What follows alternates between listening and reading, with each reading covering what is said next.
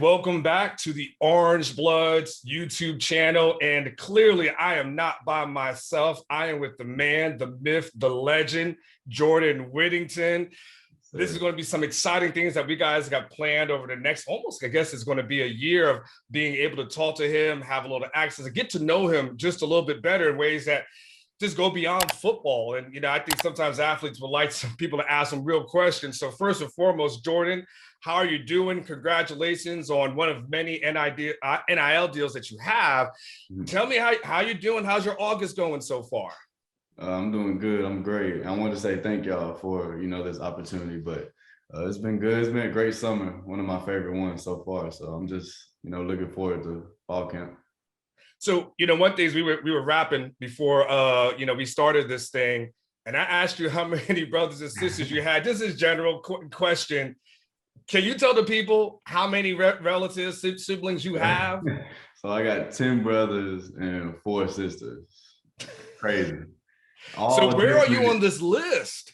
I'm not the youngest, but I'm on that bottom little quartile right there. But they're all different walks of life, and they range from I think the oldest one is 40 all the way down to 18. So wait. So how old is your dad? My dad is, I don't know. I know he's over 55. He's probably 61, somewhere in there. So dad is definitely a Casanova, is what you're saying. Yeah, my dad is active, man. He's active. well, that is funny. So, I mean, now with that being said, tell me a little bit more about you. Like, again, we know about you as a football player, and we'll talk a little bit more about the high school things, but what tell us about Jordan Whittington. Like, who is he? What's the things that you like and get into when it's just not doing football? So I got there's a lot of things about me that people don't know. I'd say the main thing that people notice once you know me personally is I got a really old soul. As far as music, the way I talk, I don't know. I just picked it up from the little country town I lived in, but yeah, man. I'm country. It's another thing. I love horses. I actually just had horses. Okay. Yeah.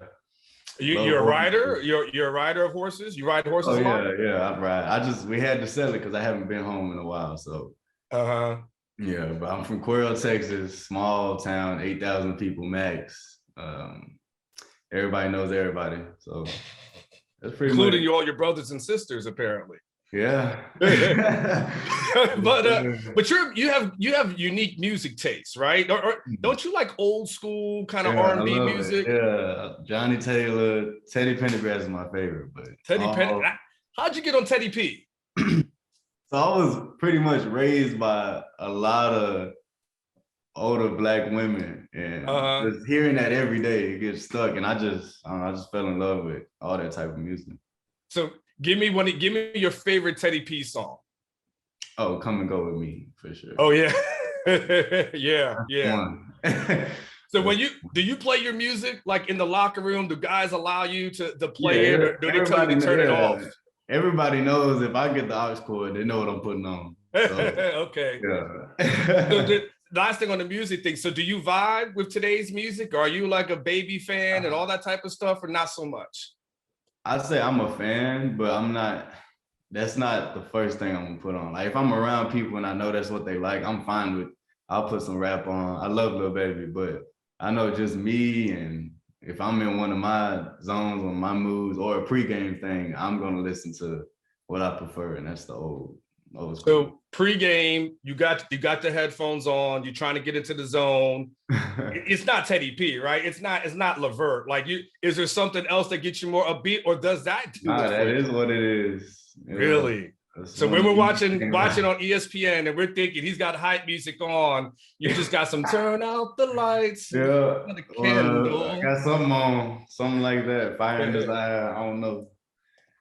So for you, it's high school. When you think back to your high school days, what are some of the memories that you have? Is it that senior season? Is that the most memorable? Or are there other things that kind of stand out for you? I think all 4 years in high school, and one thing, just having a team. High school football in Texas is really different as far as knowing the team and coming from a small town. So you're growing up with these people, and then making this bond with them and just learning how to get through adversity with people and counting on people. And it's just, I don't know, just those 4 years really, they helped mold me into who I am today, and how the transition from my high school into college football now was so easy because I had a coach that really taught us how to work together. And I feel like I apply that into my everyday life. And but for sure, my senior season that's the year that we won state. You know, we felt like we should have won it all 4 years, but we had finally did it. So it was a great experience, especially just having, because that group, that senior class was a team that I grew up with. So just winning state with them, it was amazing. You know, everything, obviously every athlete has an individual choice, right? And so you can't necessarily speak on others, but we're starting to see maybe there's guys who are not going to play their senior years for different reasons, and either getting ready for college, maybe trying to go enroll early, get an NIL deal. For you, if Jordan Whittington was going to be a senior now, and let's say you had already committed to Texas, would you consider skipping your senior year? No, I wouldn't. I would definitely play. It's just, that's memories you can't get back. You know, it's high school football, especially in Texas. I would definitely play, and I wouldn't pay too much attention to all the extra stuff. Yeah. But you have schools where you have, you know, the big schools, you got the kids that transfer, you know, high school to high school, but I guess that's how they see. I just know where I'm from. I definitely would play. So it's been interesting because, you know, we know of you in high school and the high school success, but you've also, unfortunately, had some injuries when you've been in college. Has it been a little frustrating for you at times, because you go from this highest plateau where you win state and you're the offensive and defensive MVP of a game, and you're on top of the world, to, man, I'm missing another season, I can't play. Like, how has that been for you? It's been a roller coaster. You know, just the first 2 times I did get hurt, I feel like I was mentally weak. So it really took advantage of me, and I got to like a really dark place. But now I made a conscious effort every day for like 8 months just to change my mentality and just view things as I'm still here. I'm doing stuff that people want to do, and I'm really good at it. So I just take it all, you know, with a grain of salt, and I just keep going. Because like I said in one interview in the past, that I prayed about it, and I said, God would have to, you know, if this isn't for me, you have to come in here and tell me that it's not. If not, I'm gonna keep going. Because I feel like, when you say mentally weak, you just mean like you just had some tough days, right? That's what you mean? Yeah, because in high school, I was, like you said, I was the man. I was up here. I wasn't hurt. I was, you know, doing great. And then when you get it taken away from you at a young age, I think I was like 18, you get it taken away from you at a young age, it's like, what am I going to do now? You know, everything that, like, you're practicing all spring ball, doing great in spring, and then it's gone. It's like, it's just a shot, and then you just don't know what to do. You feel lost. But I went through that, and I feel like when I went through it that first time, I knew, like, when it happened the second time, I'm good. Like, I'll get to the other side of this, and now I am. How is there an argument to be made that that's actually made you into a better person, a better individual? Had you not gone through that, you wouldn't be who you are, especially from a mental standpoint? Yeah, definitely. I feel like that's my why, like the what if factor. I don't know if that makes sense, but the question for when I was questioning if I didn't want to do this anymore, like when I got to those dark times, that what if you keep playing, what can happen? That's always driven me, even since I was little. Like, if you just keep going, there's a chance that you could do something amazing. And just that chance, that little percentage drives me every day. Wow. So tell me, you guys have had a transition. You've got a new coach in there, a new staff. Like, how's that been? How have you liked some of the offense and what you're seeing? Like, to give us an idea of, like, take us a little bit behind the scenes. All right. So just first off, the coaches, every single one of them is amazing. And I just remember me and some of my teammates just watching the Alabama game, seeing the offense, and then actually having him come here and we running it in the spring it was like, you know, like this has a chance to be great. You know, just having opportunities to get open, he'll get you open, you know, and just beating man one-on-one is type of offense it is. You know, you got to be able to beat man, you got to be able to go. So yeah. No. You now look. You obviously you knew Herman, and of course you've known Andre Coleman, this and that. But was it tough at all, an adjustment, getting used to new staff, new voices, new playbook? How was that adjustment for you? Well, it had happened to me before, just going from the offensive coordinator switch. So it wasn't that big of an adjustment.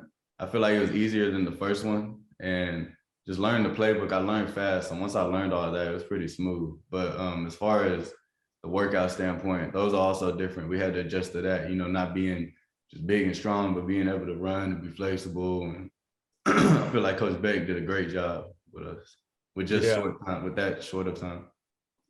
So now you guys have had, kind of been on your own a little bit, kind of just, are you guys just working out individual? Like, you guys are doing like 11 on 11, 7 on 7. What kind of, or are you just going in and just working out with the team at this moment?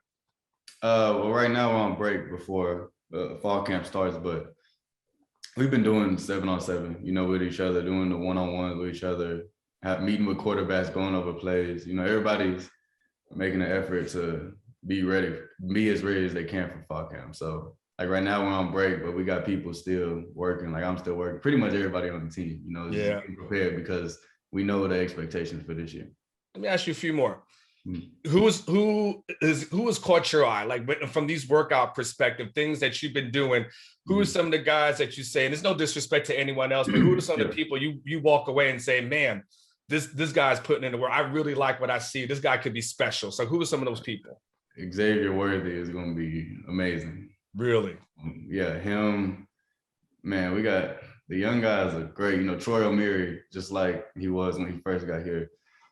Xavier, Troy, it's a lot of players. I'm just calling people out of my room because that's what I see all the time. But on the defensive side, man, we got there's a lot of dogs. The DBs look real good. Our D-line is amazing. O-line, same way. It's just, just seeing everybody. But if I had to call one person out that's been showing out, it would be Xavier Worthy. What's so special about him? Because you're not the first person who said Xavier Worthy looks like. Is it just his speed, his talent? What? Give me an analysis of what makes him so special. It's where he is mentally, knowing his mental IQ for the game already without having played a college game yet is just, he knows. He's just on a different level as far as he's up there with us, and his talent, of course, he's got God-gifted talent. He's fast, he's quick, super quick. They compare him to Jerry Jeudy, so like he's one of the people that can run routes and it looks like he don't have knees.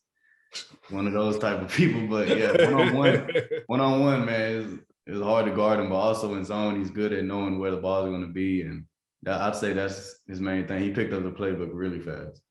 The O'Meary, who does he remind you of? Is he like a Julio kind of type of guy? Like give me a comparison.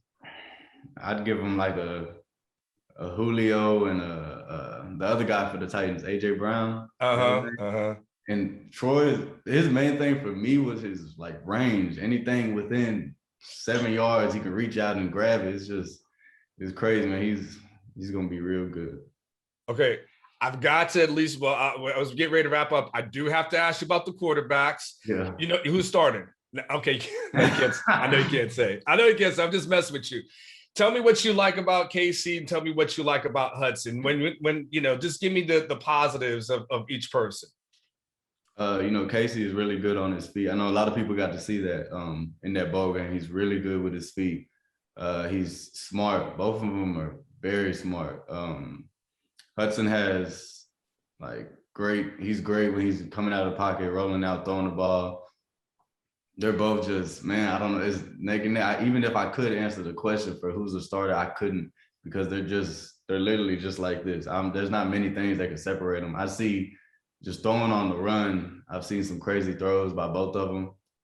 I don't know. I'm looking forward to fall camp to seeing them actually in action with pads on, but right now I don't know one factor that just separates them. They're both fast. I don't know. It's a tight race compared to the last couple of years when we had you obviously know who the starters, but this one you have players who don't know who's going to start. So I'm anxious about it. I want to see. They describe Hudson a lot as kind of a quiet guy. Yeah. But Sarkisian's also said that, you don't necessarily need to be vocal to be a leader, especially in today's offenses where it's kind of no huddle as it is. You don't need someone to like yell in your face. But do you feel his presence when he's out there? Like, is it obvious, like, oh, this guy, he's got leadership qualities and attributes? Yeah, definitely. Just like, I'm not a talker either. That's one thing I say separates him. Casey talks, he's a vocal leader, but Hudson, you could feel it, when he's there, and he does talk when he needs to, and when he does talk, he listens because he has that respect. But you can just feel it when he's in the field, when he's on the field, when he's throwing the ball, when he's telling you routes and stuff, people listening. Okay, the last thing is, you guys obviously will get started on camp. I think Friday is the first day of training camp for you. Give me your mindset, going into, this upcoming week. Just going into this week, I just want to make sure I, stay flexible, stay healthy, stay hydrated, because it's going to be hot. But I'm really anxious. Like, I'm really looking forward to it. I'm ready to get out there on the field. This is the first time I've actually said, like, I want to start fall camp now. Usually people want their breaks, but like, I'm ready for it. What else am I looking forward to? Just being with the team, having pads on, actually getting physical. I like to get physical. I'm one of the offensive players that loves being physical. So, and very last thing, Sarkisian. I mean, everyone's always told me very relatable, a good guy to talk to. I mean, like, everyone, I always hear positive things about him. What can you just say about, him as a coach and as a person?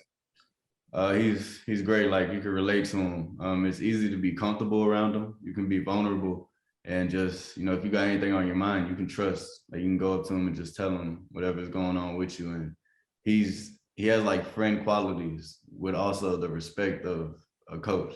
So just being able to be comfortable around him is the main thing, because there's a lot of people that they're just closed in, and when you have somebody you feel like you can trust, you unlock a different potential out of people, and that's what he's doing. Like, he's getting the max out of all the players.